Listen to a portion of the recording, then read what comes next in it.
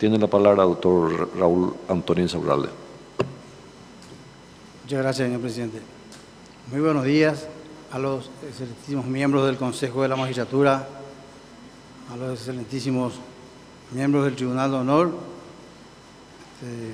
Me presento hoy como candidato a la Fiscalía General del Estado, convencido de que en este país alguna vez tenemos que ir cambiando las cosas, y con la experiencia, con la vasta experiencia que tengo en estos últimos casi 15 años en lugares muy vulnerables, en las que generalmente somos blanco de tantas críticas. Sin embargo, me animo a venir desde el Alto Paraná a un poco intentar dar una nueva imagen a esa región y mostrarles de que realmente en ese lugar no es para cualquier persona, es un lugar para gente valiente, con coraje, con valentía, principalmente gente honrada. Son los que subsisten en ese lugar. Hace 14 años estoy ahí. Hoy justamente, hace un año fui designado como camarista en lo penal.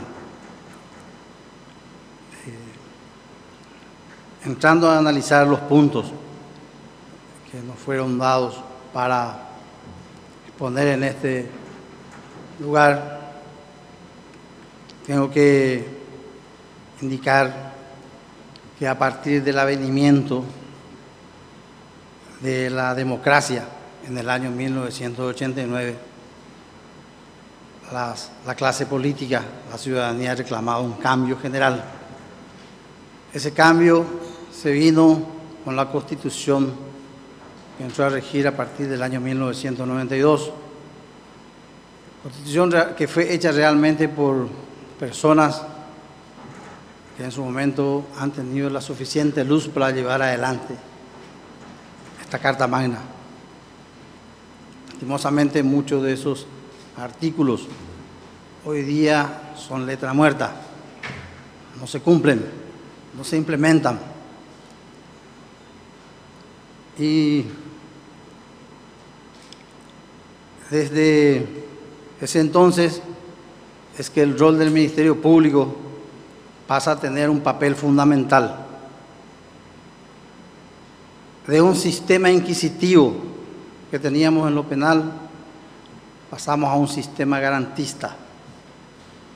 Un sistema garantista que hace que el sometimiento irrestricto de las personas al nuevo sistema constitucional. Nada más y nada menos que tienen entre sus deberes y atribuciones del Ministerio Público velar por el respeto de los derechos y de garantías constitucionales de las personas, promover la acción penal pública para defender el patrimonio público y social, el ambiente y otros intereses difusos, así como los derechos de los pueblos indígenas, y principalmente ejercer la acción penal. Es el encargado de la investigación de los hechos punibles contra todo tipo de delitos y crímenes. Es la institución encargada de llevar adelante un nuevo sistema que en ese entonces todavía no tenían las herramientas. Recién en el 98, con la entrada en vigencia del Código Penal, se dieron estos nuevos cambios que ya se habían dado en el 92. Entonces, lo que se intentó implementar desde ese momento fue la cultura del respeto a la ley y su eficacia en un Estado social de derecho. En cuanto a la percepción acerca del funcionamiento actual del Ministerio Público, tengo que decirles de que siendo un operador de hace más de una década. Veo mucho progreso, muchos cambios positivos, como así también muchas falencias que con un poco de principalmente coraje, valentía, un poco de gerenciamiento, podría esto ir cambiando. Entonces, hay que decir de que no escapa a nuestra realidad actual, de que los principales inconvenientes en este momento son la impunidad y la mora que acarrean la corrupción dentro del sistema.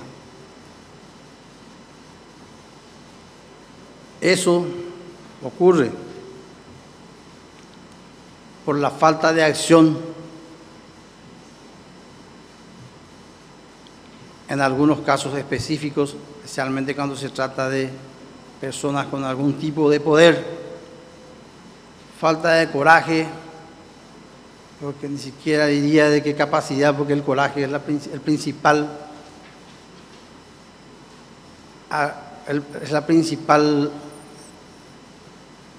adorno de la personalidad que tiene que tener el fiscal general del Estado.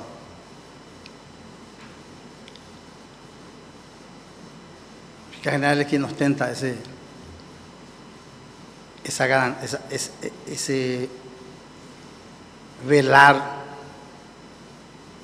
por los derechos y las garantías constitucionales e impulsar la acción penal. Sin embargo, en muchos casos no se animan a hacerlo. Es importante entender de que, si bien es cierto, el sistema actualmente no está dado para que un fiscal general que esté en contra del sistema político pueda llegar al cargo, esto que están haciendo acá ustedes hoy es muy importante para que la ciudadanía se dé cuenta de que faltan algunos cambios. Y esos cambios solamente se van a dar con este tipo de oportunidades que están dando ustedes. Falta aún mucho por hacer. Faltan esos cambios, principalmente en la Carta Magna, hace más de 20 años, que después de una larga dictadura se han realizado estos cambios, por lo que hoy creo que hay instituciones que están desfasadas, que tienen que tener un cambio estructural dentro de lo que es su constitución misma, para poder tener realmente una democracia que haga de que este país salga adelante, principalmente en el ámbito en el que hoy estoy, en el ámbito de la justicia. Tantos problemas, tantos inconvenientes, que a veces uno quisiera dar un paso al costado, pero el patriotismo, la familia, hace de que sigamos luchando por un país mejor. En cuanto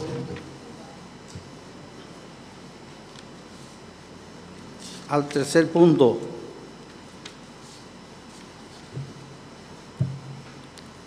autonomía funcional y administrativa en el cumplimiento de sus deberes y atribuciones. Está estipulado en el artículo 266 de la Constitución Nacional. El Ministerio Público goza de autonomía funcional y administrativa en el cumplimiento de sus deberes y atribuciones. En este punto hay que considerar de que en el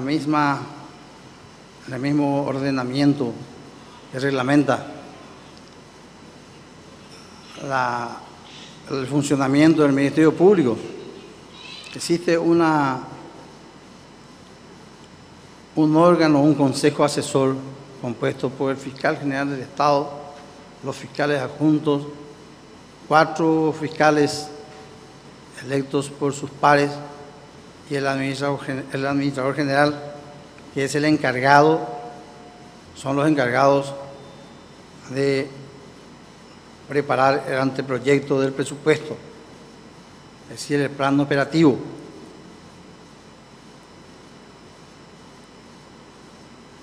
Hay que entender de que esta autonomía es dependiente del poder político nuevamente, y para conseguir presupuesto hay que pasar otra vez por ese filtro, por esa dependencia que es el Congreso. Para ello, el fiscal general nuevamente debe ser el gerenciador que tenga que llevar adelante lo concerniente a la problemática del presupuesto. Y no ha de hacerlo sino con un equipo, con un grupo de asesores en la materia, que sean probos, capaces, que tengan por lo menos un poco de experiencia en el ramo. Pasando al siguiente punto, punto cuarto.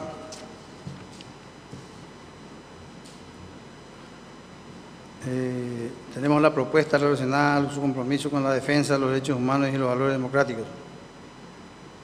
En ese punto quisiera indicar que tenemos falencias. Deberíamos de facilitar el acceso a la justicia, en especial a los sectores más vulnerables, asegurando su gratuidad, el trato acorde a su condición de menor, discapacitado, perteneciente a una comunidad indígena, evitar la victimización y tener en cuenta las gestiones de género como su pertenencia a minorías y la privación de libertad en las condiciones establecidas en la ley. Como segundo punto, tenemos la posibilidad de impulsar el seguimiento de las causas donde las víctimas se encuentran en rango de vulnerabilidad, establecidas precedentemente y cumpliendo así con las 100 reglas de Brasilia. En cuanto al plazo razonable, otro de los problemas que aquejan hoy día al Ministerio Público.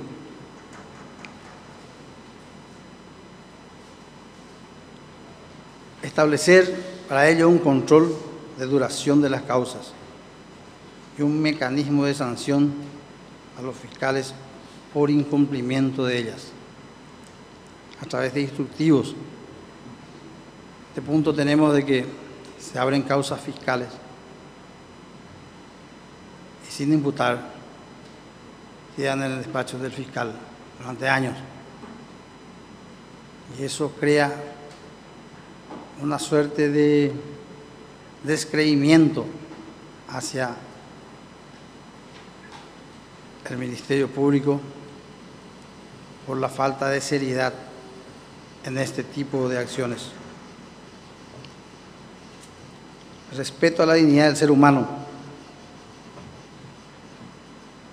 Durante todo el proceso penal,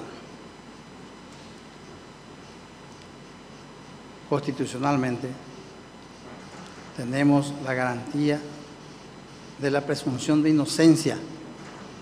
Sin embargo, todos los días vemos que no solo los medios, sino los mismos fiscales, en algunos casos, ya le presentan al detenido, al procesado, como culpable. Ya lo están penalizando. Sin embargo, ese error puede costarle caro a la persona que, en caso de que no se encuentren las pruebas suficientes en contra de ella, pueda recuperar su dignidad.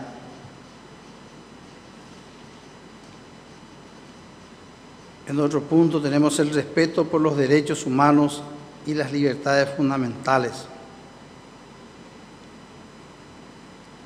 Tenemos que transparentar toda la labor fiscal, utilizando las herramientas tecnológicas que hoy el mundo nos ofrece. Y así también facilitar la labor del fiscal, de los agentes del Ministerio Público. Porque con esta herramienta, estando en red todas las causas, las partes no van a tener necesidad de llegar hasta el Ministerio Público, sino tener ya en la red la respuesta a todas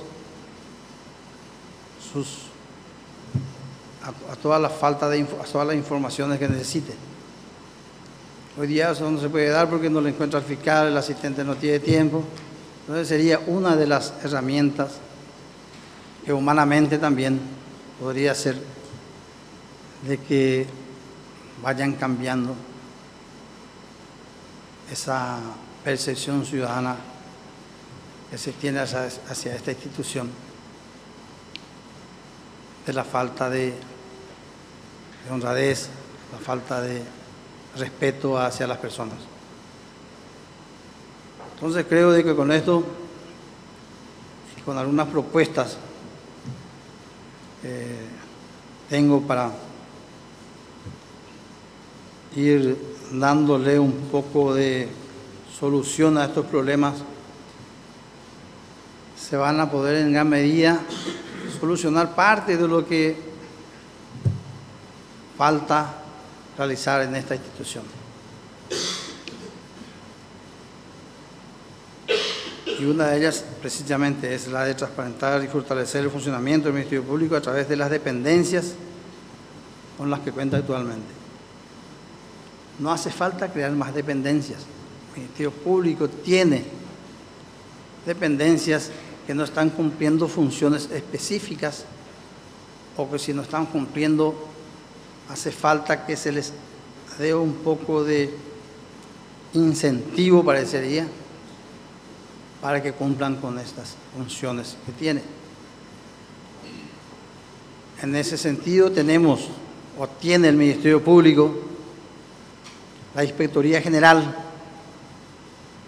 que será encargada de controlar no solo a los funcionarios y a los fiscales, sino también a los fiscales.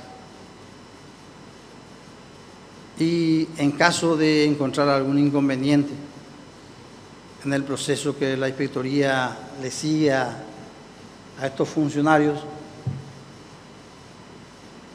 o a los fiscales, el fiscal general con su equipo asesor conformado por los fiscales adjuntos, para los fiscales designados por sus pares, podrán dictaminar en consecuencia para que al final el fiscal general aplique la sanción correspondiente a los funcionarios y en su caso derive los antecedentes, cuando se trata de agentes fiscales, al jurado de enjuiciamiento de magistrados. Es una dependencia que a mi parecer es sumamente importante, que solamente le falta darle un poco de andamiaje, fortaleza, darle sentido a esta dependencia tan importante que prácticamente en el mundo en el que vivimos no lo vemos, no sentimos su presencia. Y si hace falta, sí dotarle una dependencia dependiendo a través de la misma, que puede hacer, como el Poder Judicial lo tiene también, una oficina de reacción inmediata compuesta por relatores que dependan directamente del fiscal general del Estado, y así ir subsanando todos esos problemas que se tienen con la mora, con la falta de credibilidad, con las denuncias que se hacen por la falta de credibilidad hacia algunas investigaciones,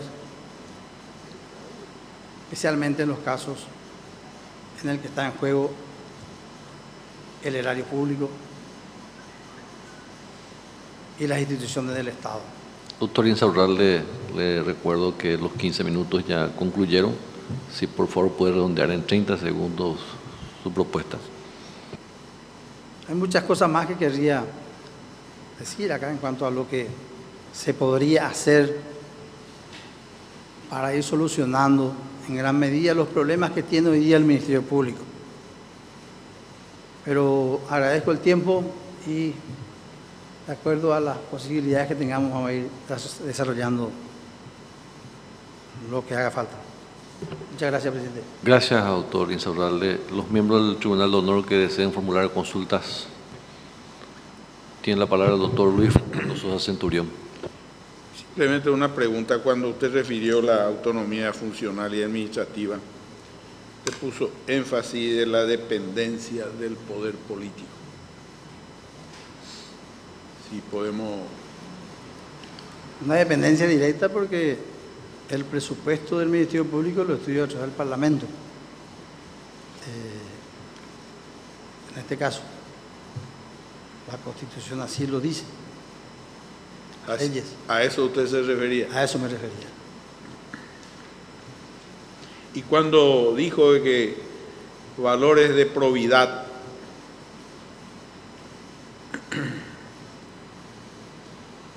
falta coraje en muchos casos. ¿Esa probidad a qué se refería?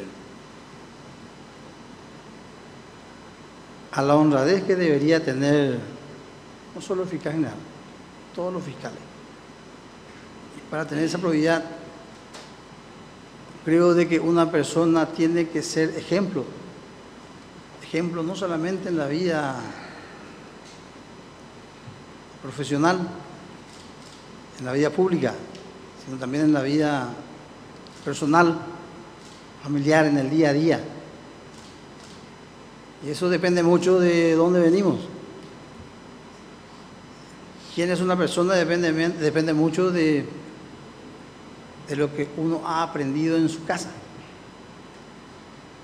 en su lugar de estudio, en su escuela, en su colegio, en su universidad.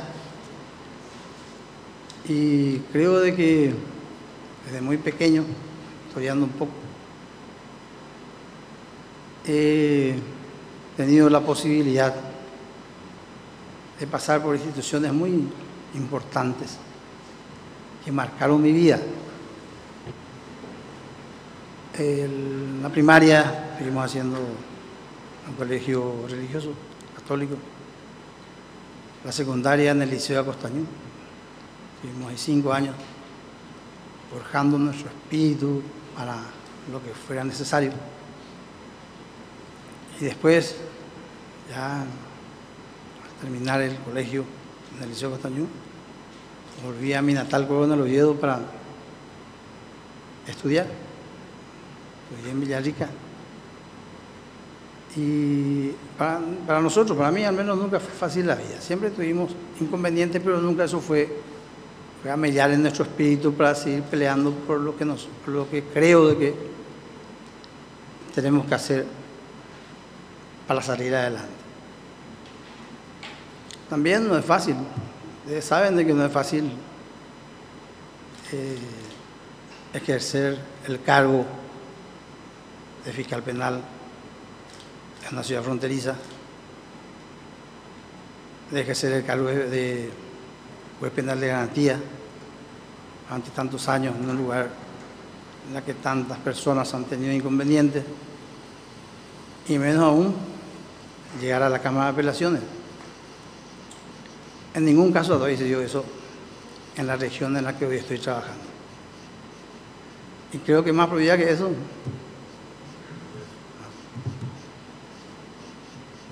Gracias, doctor Luis Fernando Sosa Centurión.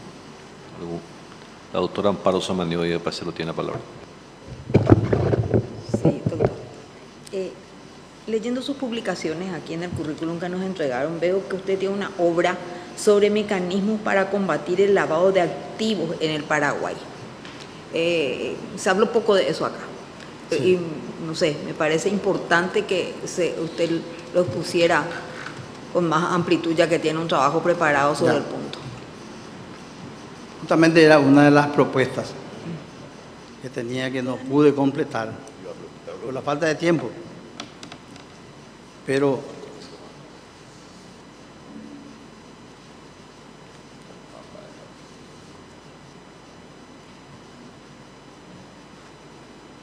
una de las propuestas es justamente esa. Compromiso del Ministerio Público que no se tiene hoy día es esa lucha frontal contra las estructuras del crimen organizado, entre ellas las que se dedican al lavado de dinero a través del narcotráfico, el tráfico de armas, las asociaciones y facciones criminales que no hace mucho nos han golpeado en Ciudad del Este con un asalto a la empresa Prosegur, que casi hicieron volar toda la ciudad. Sin embargo, no se han visto avances en esa investigación. Estamos quedando en la nada. ¿Y eso por qué ocurre? Porque no tenemos los medios tecnológicos necesarios dentro de la institución que debería de hacerlo, ¿verdad?, que es la Policía Nacional, como para poder controlar. Y aparte de los recursos humanos, tienen que, todo el mundo sabe que desde el momento que se inició el tiroteo, las policías no tuvieron más que resguardarse porque se les terminó la bala. ¿Cómo vas a luchar contra un crimen organizado si la policía ni siquiera balas tiene?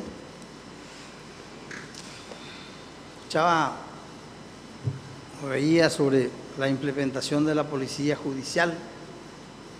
Sería un despropósito ahora mismo pretender instalar una policía judicial siendo que ni balas tienen nuestros policías. ¿Con qué presupuesto? ¿Con qué plata? Tenemos que ser realistas. Me encantaría tener una policía judicial en la Fiscalía General que se encargue de investigarle a las personas que le están robando al Estado, por ejemplo. Solamente eso. No más que eso. Que sean de la entera confianza del fiscal general. ¿Cuántos problemas solucionaríamos?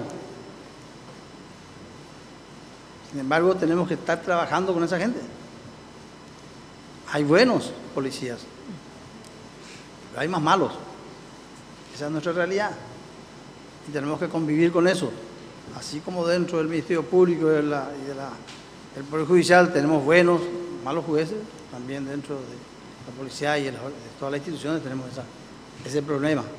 Ese problema solamente se va a solucionar con eso que le estaba diciendo, de que ante estas propuestas tener respuestas, tener el acompañamiento del sistema. Hoy creo de que sería muy difícil implementar este tipo de sueños. Son sueños, no son que se pueden hacer realidad, dependiendo de la forma en que se manejen las situaciones y dependiendo generalmente de las autoridades de turno, quienes encabezan los poderes, que no estén sospechados de ningún tipo de hecho punible, que no estén metidos en nada que pueda hacer que este país esté como esté. Entonces, esas son nuestras realidades. No sé si en parte, por lo menos, está su pregunta. Gracias, doctora. No sé si algún otro miembro más tiene pregunta. El doctor Rodolfo Gil Pagliari tiene la palabra. Sobre el mismo tema, se me adelantó la doctora Pacielo. Yo iba a preguntar lo mismo. De lo que usted está exponiendo, entonces debemos colegir que prácticamente estamos indefensos ante este delito del lavado de dinero, que no tenemos los mecanismos necesarios y suficientes para combatirlos. No hay un organismo específico. Por favor, ilústrenos sobre este tema. Tenemos organismos específicos, pero no funcionan. ¿Y cuál es ese órgano, doctor? La Policía Nacional tiene un departamento de antiterrorismo. La Policía Nacional tiene una policía antinarcótico. Tenemos a la SENAT. ¿Cuántos problemas con la SENAT? ¿Cuántos problemas últimamente con la Policía Nacional? Que en vez de hacer el trabajo persuasivo, acompañan cargas para protegerla. ¿Y cuáles serían los motivos por los que esos organismos no funcionen?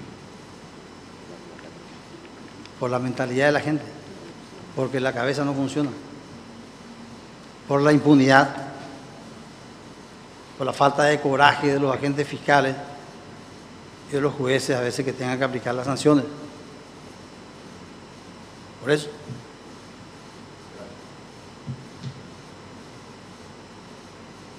Gracias, doctor. Los miembros del Consejo de la Magistratura que deseen formular preguntas. Tiene la palabra el doctor Cristian Grijois. Buen día, doctor. Buen día, doctor. Usted habló de la necesidad, inclusive dentro de su propuesta, de cambiar la Constitución Nacional. Sí. Y hablaba de que algunas instituciones están desfasadas y hasta fracasaron. ¿Podría decirnos cuáles son esas instituciones fracasadas, o una al menos? ¿Por qué fracasó y qué propuesta tiene en ese sentido? La que realmente está fracasando en este momento es la que maneja el sistema judicial.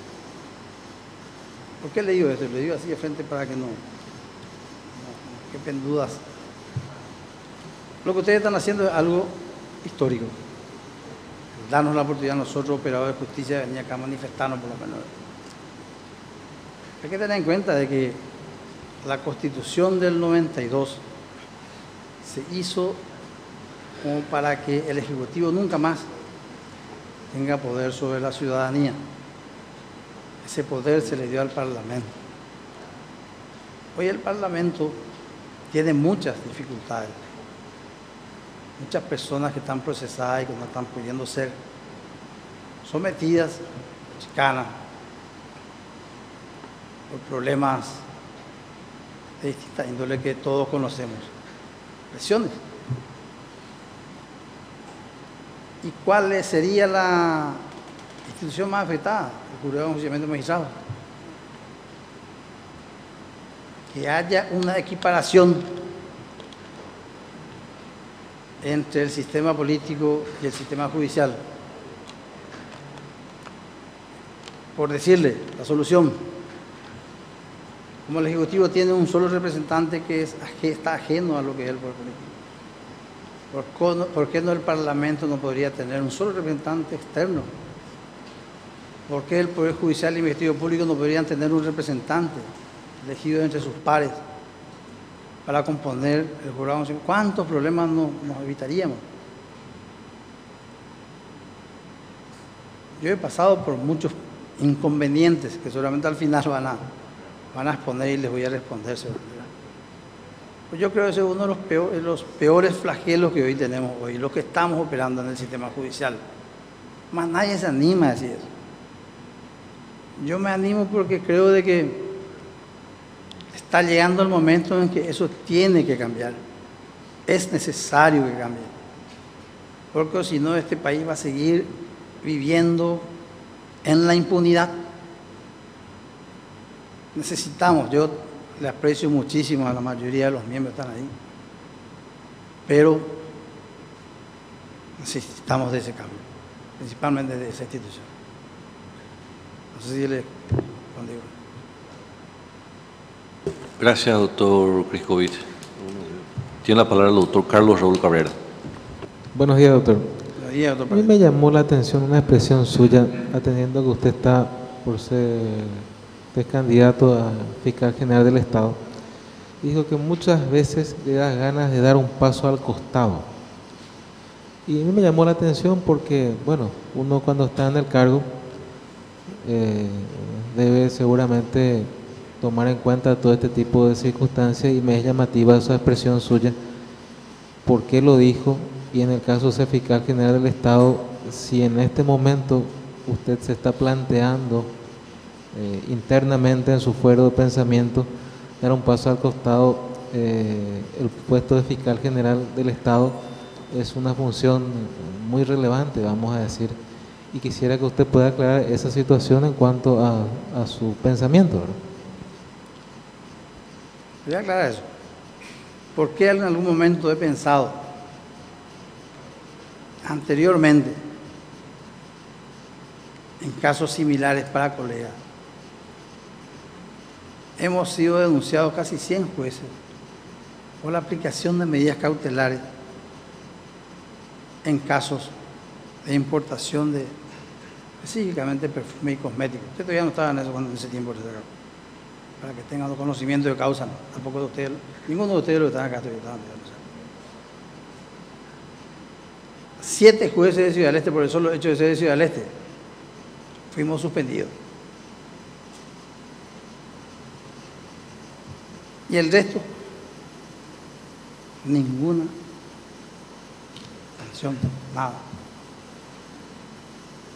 Teniendo los mismos, habiendo evitado las mismas resoluciones. Resoluciones que en alguna medida daban un respiro al fisco. Resoluciones a mi entender y al entender de todas las personas que ustedes nos dieron la razón, que hacían de que a través de esas medidas cautelares el fisco con productos legales, no eran ni siquiera legales, no eran productos que no tenían marca, eran productos legales, no admitían la competencia a los poderosos, principalmente dueños de medios de comunicación. Ante la situación que se presentó, ha aumentado la recaudación al fisco en más de 1000%, probado. ¿Cuál era el problema? De que con esas resoluciones se descubrieron de que los que estaban dentro de un esquema que se llamaba CAIMPEC pagaban valor impositivo del 0,5%. Sin embargo, los que realmente tenían que pagar era del 3,5%. Eso hizo de que a nosotros se nos suspendiera, se nos procesara y no tengamos esa medida. Se nos suspende, termina el proceso, se lo sobresea a los demás. Los que no eran ciudadanos, solo a los ciudadanos se les dio esa medida. En ese momento pensé dar ese paso al costado porque sentí de que fue injusto. Hoy día eso ya pasó, gracias a Dios ya no tenemos ese tipo de inconvenientes, porque los otros fueron sobreseídos sin problema.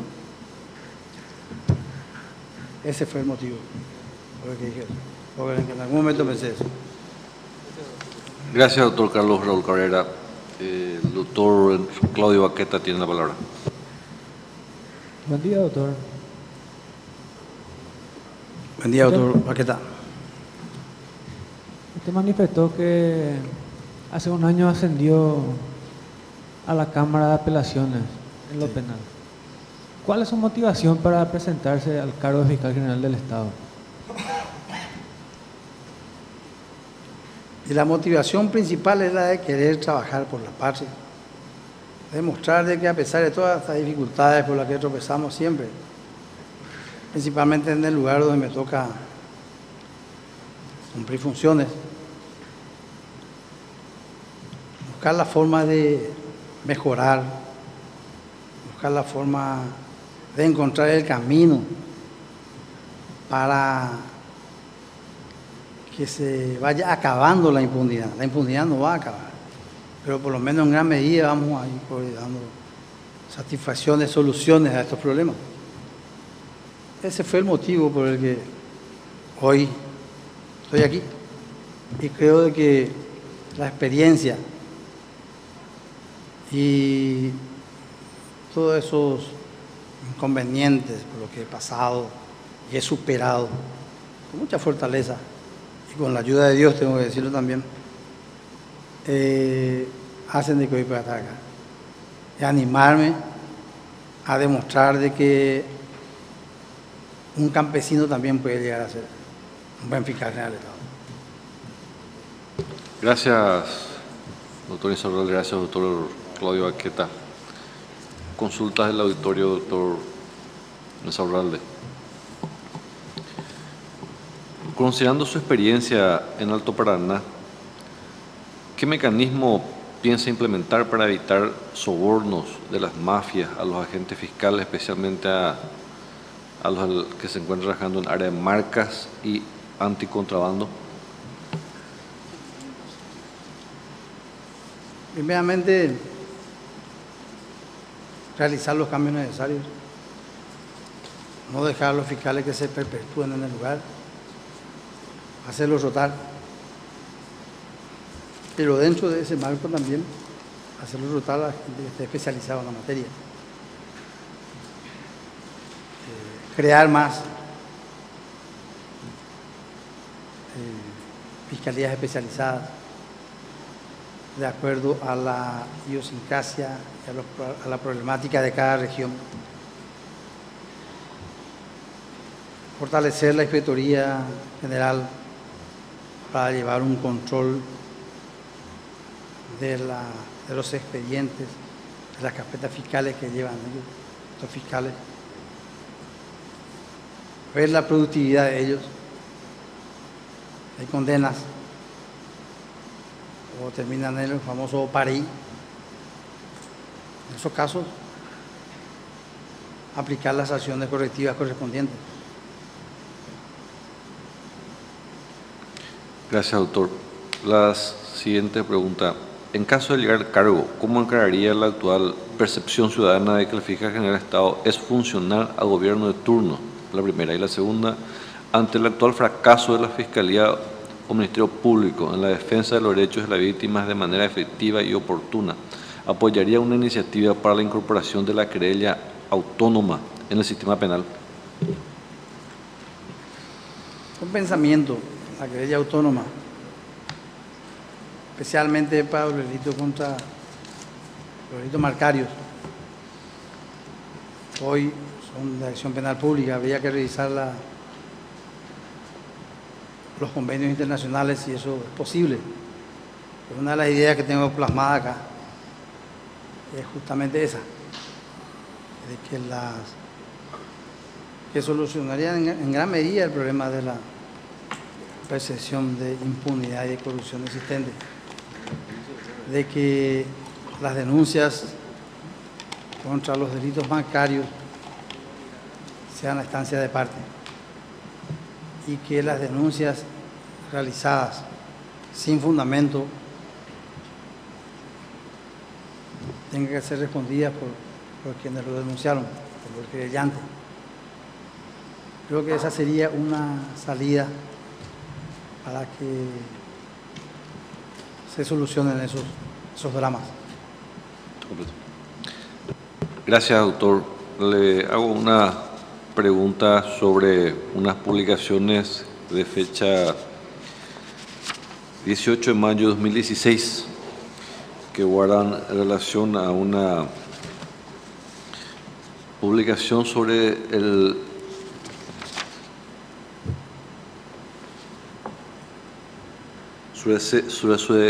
su designación, en carácter de camarista. Dice, la designación de Insaurralde Galano se da oportunamente luego de que en abril pasado el jurado de enjuiciamiento de magistrado lo absolvió en un proceso por haber liberado a imputados por tráfico de drogas, a pesar de que la misma ley lo prohíbe. Prosigue la publicación mencionando que otro antecedente que usted posee es de haber solicitado en un expediente Bruca S.A. contra Dirección de Vigilancia Sanitaria sobre amparo y medida cautelar, haber dictado una medida cautelar por violar supuestamente el artículo 34 de la Constitución Nacional en una acción de amparo y el artículo 39 de la Ley 1119 según auditoría ordenada por la misma Corte Suprema de Justicia. Y por último, hace referencia a un llamativo interés por pedir informe al fiscal general del Estado, Javier Díaz Verón, y al fiscal Alfredo Ramón Mansur sobre 1.200 millones que incautaron el vehículo del fallecido aduanero Agustín Ramón Alegre Cano. Son publicaciones, doctor, le recuerdo que usted tiene el derecho de contestar o en su caso de reservarse la respuesta y si usted considera pertinente también en otro momento solicitar para la aclaración correspondiente si considera para juntar documentación de la misma manera. No hay problema. Creo que una de ellas ya le respondí, por el tema de los amparos. Y en ese caso ya le había manifestado de que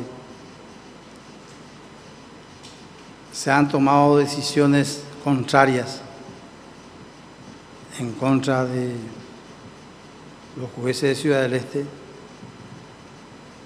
Sin embargo, para los jueces de otras localidades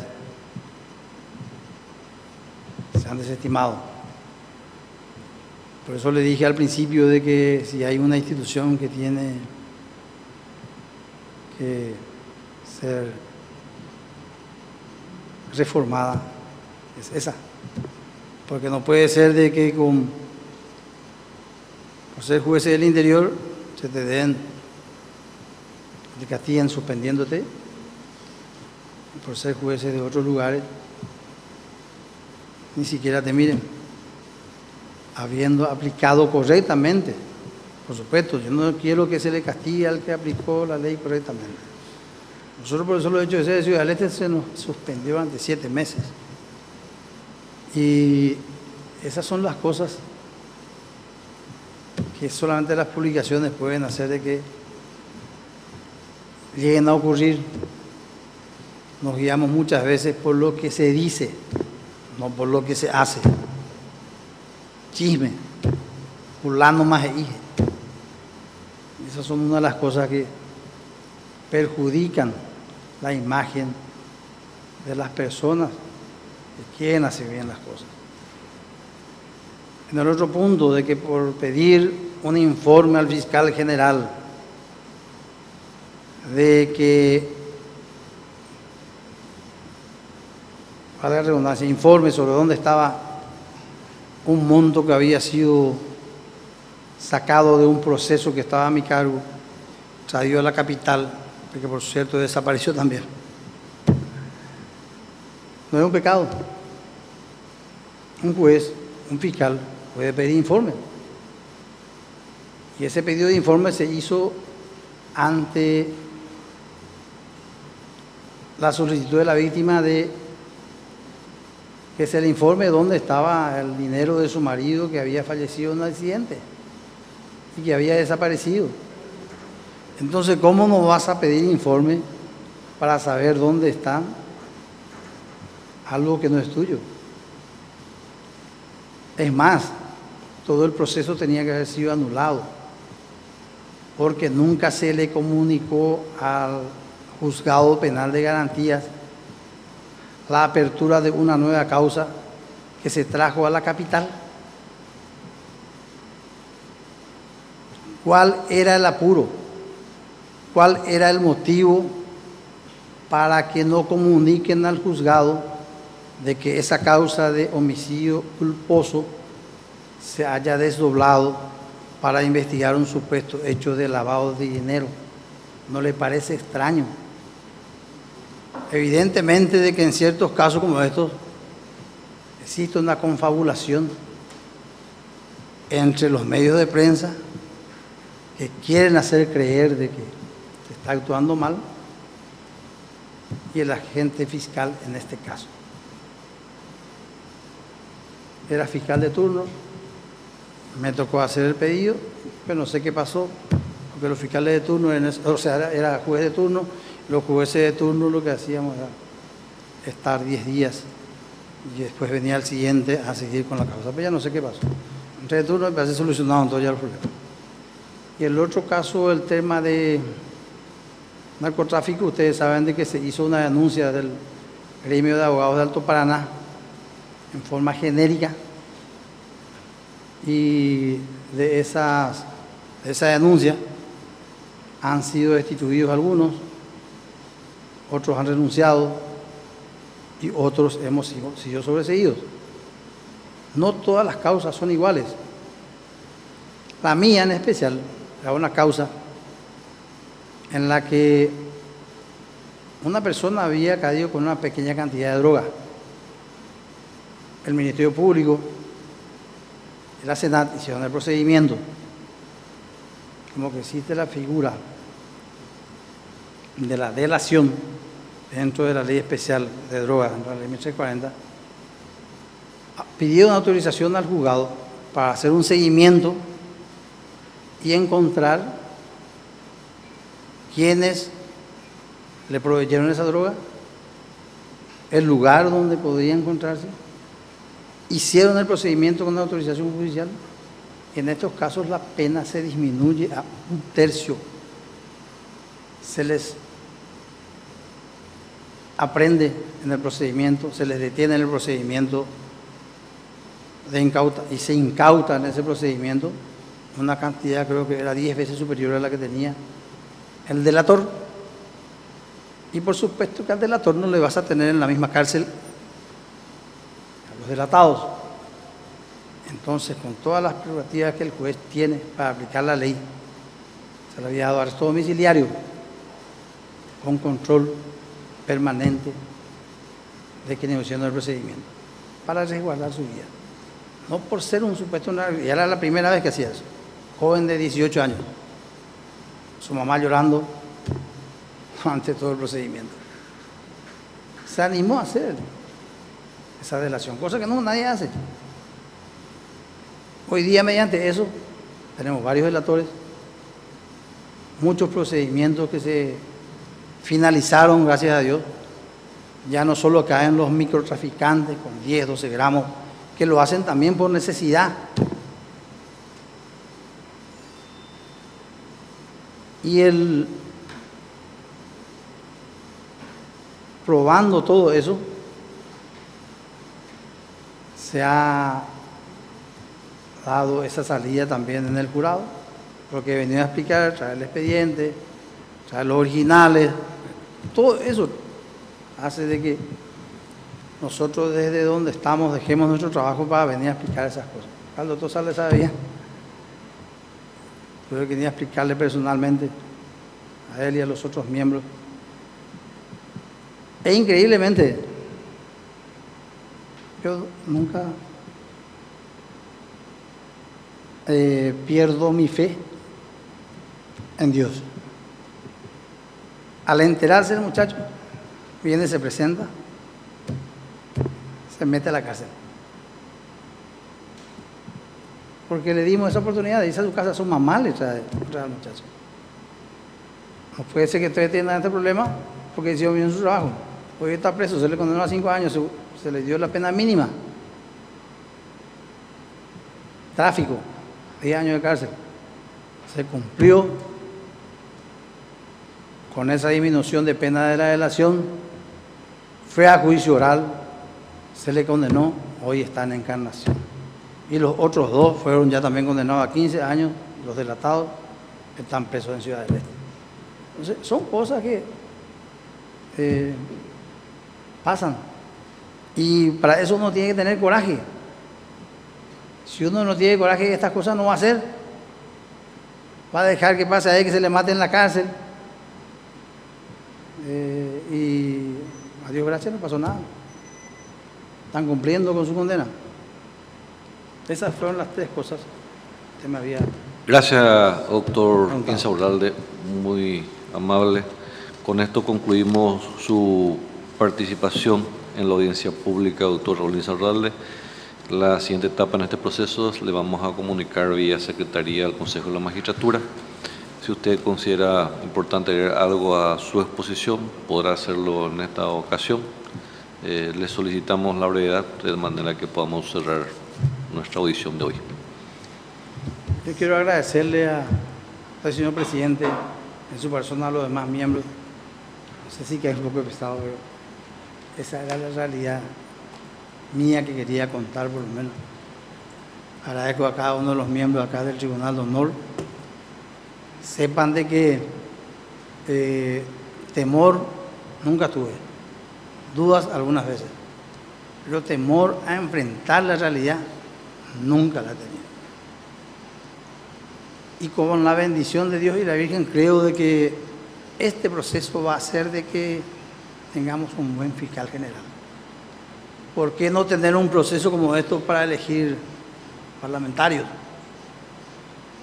¿Por qué no tener un jurado de enjuiciamiento que le enjuicie a ellos preventivamente? O al presidente de la República, a los ministros. Qué saludable sería. Ojalá algún día eso también ocurra. Y muchas gracias. Y perdonen por las expresiones que le habrán caído medio pesadas algunas. Gracias doctor Insaurralde, que tenga usted buen día. Con esto culminamos nuestra audiencia de la fecha, agradeciendo nuevamente a Paraguay TV, a TV Cámara, Radio Nacional del Paraguay, Radio Cámara, a los señores miembros del tribunal, los miembros del Consejo, al Colegio de Abogados del Paraguay que permanentemente acompañan estas audiencias. Será hasta el día de mañana.